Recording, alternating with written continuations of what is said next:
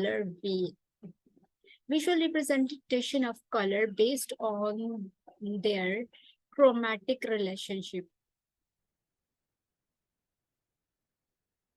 Primary colors. These red, yellow, and blue color are called the primary color. Cannot be created by mixing other. They are not created by mixing other color. The secondary colors are the mixture of other colors mixed to premises. Then tertiary colors. Tertiary colors are mixture of primary and secondary color, as you can see in the example.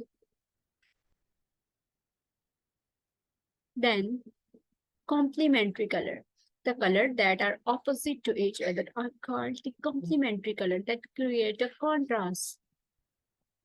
Then we have ambiguous color. The closer colors means the color right after the other are called the ambiguous color. They are vibrant on theme